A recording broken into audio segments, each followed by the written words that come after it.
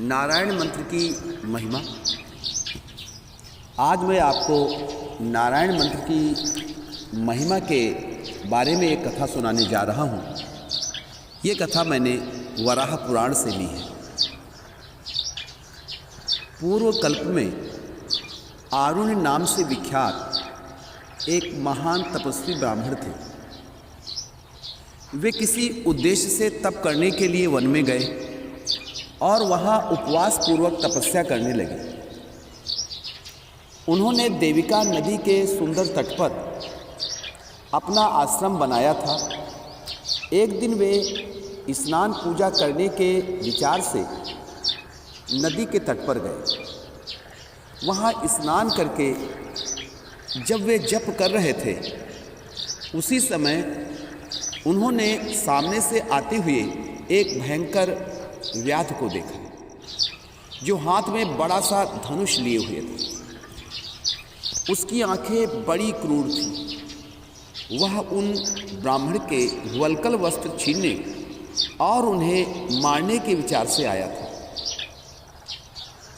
उस ब्रह्मघाती को देखकर आरुण के मन में घबराहट उत्पन्न हो गई और वे भय से थर-थर कांपने लगे।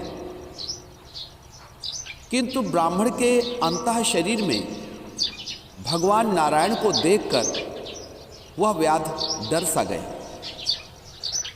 उसने उसी क्षण धनुष और बाण हाथ से गिरा दिया और कहा, ब्राह्मण, मैं आपको मारने के विचार से ही यहाँ आया था, किंतु आपको देखते ही पता नहीं मेरी वह क्रूर बुद्धि अब कहाँ चली गई। विप्रवर, मेरा जीवन सदा पाप करने में ही बीता है। अब तक मेरे द्वारा हजारों ब्राह्मण मृत्यु के मुख में प्रविष्ट हो चुके हैं। प्रायः 10,000 साध्वी स्त्रियों का भी मैंने अंत कर डाला है। अहो, ब्राह्मण की हत्या करने वाला मैं पापी पता नहीं किस गति को प्राप्त होऊंगा। महाभाग, अब आपके पास रहकर मैं भी तप करना चाहता हूँ। आप कृपया उपदेश देकर मेरा उद्धार करें।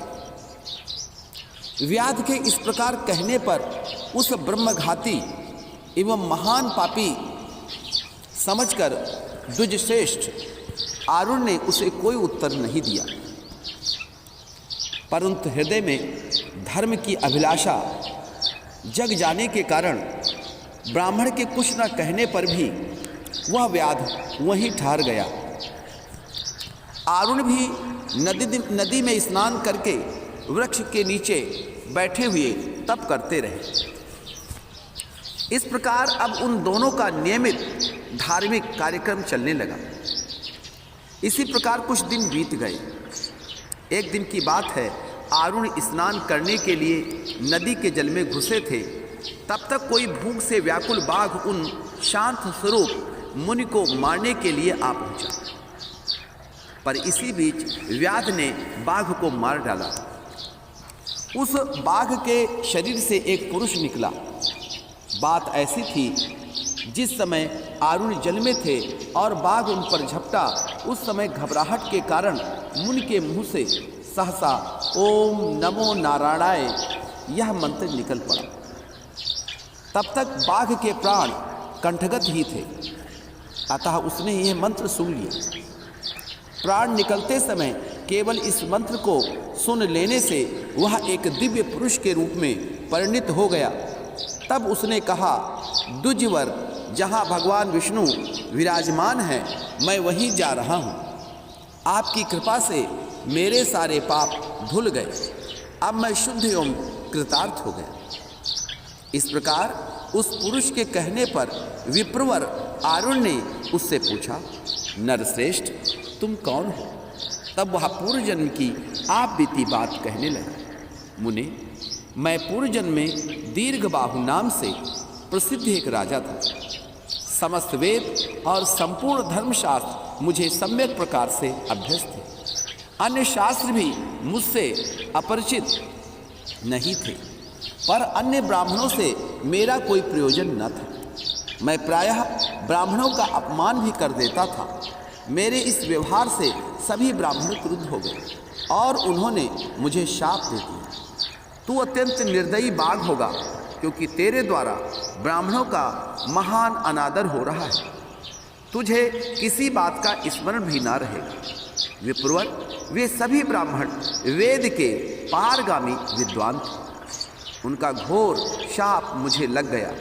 मुने, जब ब्राह्मणों ने शाप दिया तो मैं उनके पैरों पर गिर पड़ा तथा उनसे कृपापूर्वक क्षमा की भीख मांगी। मुझ पर उनकी कृपा दृष्टि हो गई, अतएव उन्होंने मेरे उद्धार की भी बात बताते हुए कहा, प्रत्येक छठे दिन मध्याह्न काल में तुझे जो कोई मिले उसे तू खा जाना, वह तेरा आहार होगा।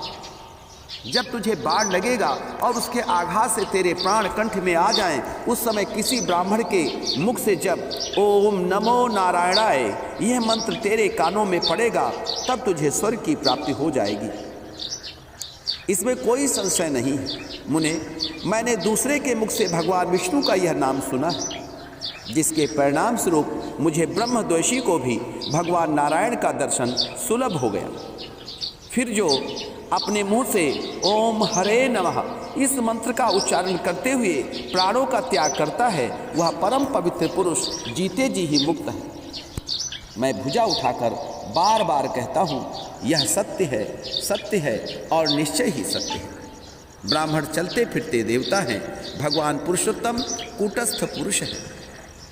ऐसा कहकर शुद्ध अंतःकरण वाला वह बाघ स्वर्ग चला गया और आरुण भी बाघ के पंजे से छूटकर व्याध से कहने लगे, आज बाघ मुझे खाने के लिए उद्यत हो गया था। ऐसे अवसर पर तुमने मेरी रक्षा की, अतएव उत्तम व्रत का पालन करने वाले वत्स मैं तुम पर प्रसन्न हूँ, तुम मुझसे वर मांगो। व्याध ने कहा, ब्राह्मण देव, मेरे लिए यही वर पर्याप्त है जो आप प्रेम पूर्वक मुझसे बातें कर रहे हैं।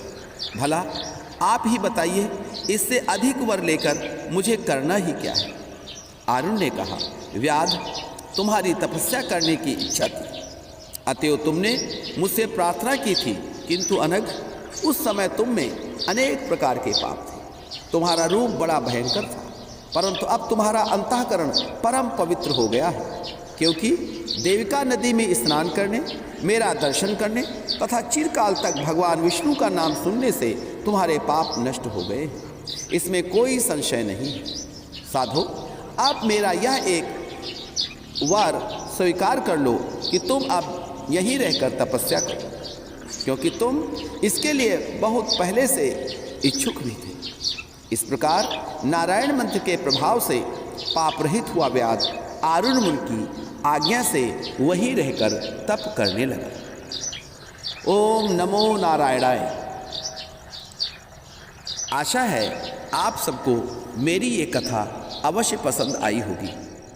यदि आपको मेरी कथा पसंद आई हो तो मेरे चैनल को सब्सक्राइब अवश्य करने की कृपा करें।